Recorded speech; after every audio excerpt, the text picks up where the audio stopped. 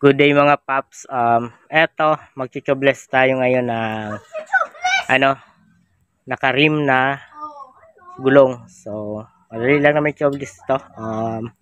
Kailangan nyo lang ng rim 14 na interior. So, eto, natabas ko na ito.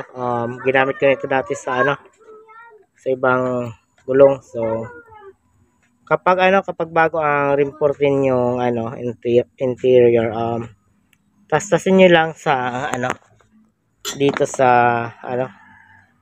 sa pinakagitna niya.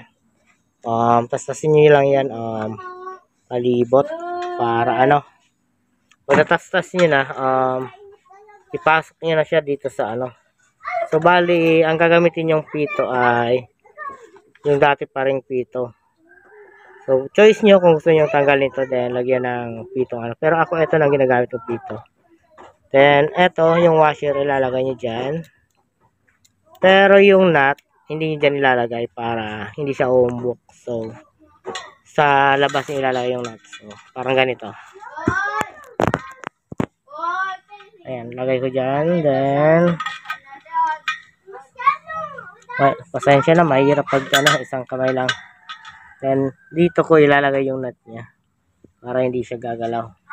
So, rim 14 na interior mga paps para siya magsisilbing airlock ng ng hangin dito sa loob ng rims para hindi tatakas sa sa rayos yung yung hangin. So, gagawin ko muna mga paps. So, bali ganito magiging itsura niya mga paps. Ito yung yung gulong ko sa ulihan ng tricycle ko. Yung kaninang ginagawa ko ay yung gulong yun sa unahan, kaso hindi ko natapos yung video kasi may dumating. So, eto, ganito lang magiging itsura niya kapag ginawa nyo. So, dapat walang putol yung interior, yung rim 14 na interior. So, ako ganito ang ginagawa ko na tinatabas ko na siya ng ganyan So, dapat ganyan ka-straight ang pagkatabas nyo. Ganyan kapantay. So, kung hindi nyo pa kayang gawin ang ganyan, ako nung baguhan ako magaganyan, ginagawa ko ay yung gaya ng sinabi ko kanina. Yung hahatiin nyo lang sa gitna, sa likod na parte yung interior at saka yung yung sobre niya ay tatabasin nyo na lang kapag naikabit na yung gulong.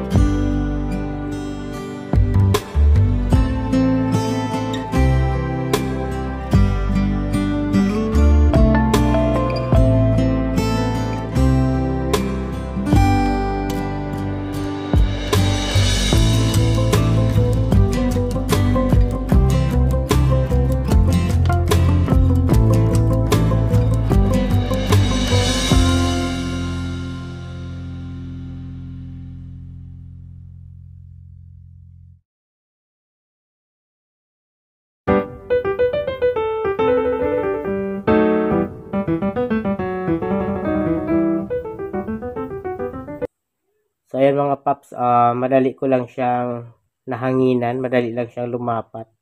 Mas okay sana kung ano, yung medyo mahirap pahanginan kasi para naituro ko pa sa inyo yung diskarte kung paano hanginan yung mahirap palapatin na gulong. So eto kasi lumapat agad. So ayan, kapag lapat na lapat na siya mga paps, pantay na siya. Pwede tayo maglagay ng tire sealant. So tatanggalin lang natin ang tire valve.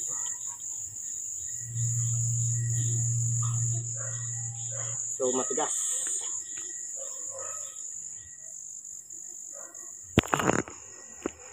Up.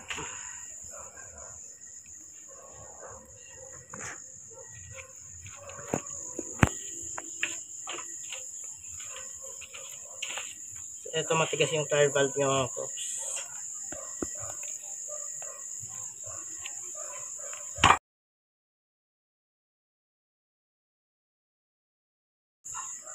So kapag hindi ko natanggal mga paps, hindi ko na lang lalagyan ng sealant. Sana matanggal. Pero parang hindi.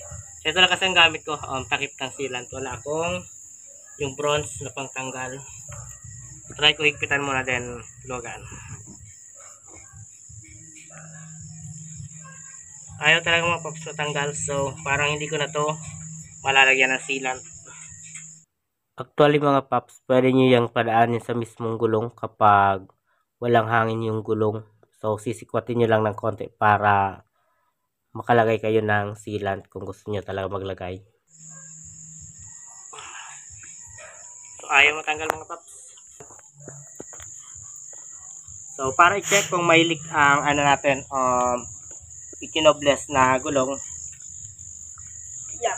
ilulubog natin sa tubig. So ayan, wala. Then yung pito, kuy dapat na yun sa pito. Tagan mo ino. So yung pito, lalagyan nyo din ng tubig kung ano, bubula ba siya. So ayan, hindi siya bumubula. Ay, ewan ko lang kung nakita sa video pero hindi. Then yung rim naman, ikutin nyo sa ano, tubig. So ayan, wala yung singaw mga paps. Legit na legit yan. So ayan. So alam ko meron na namang magaling sa comment section na sasabihin na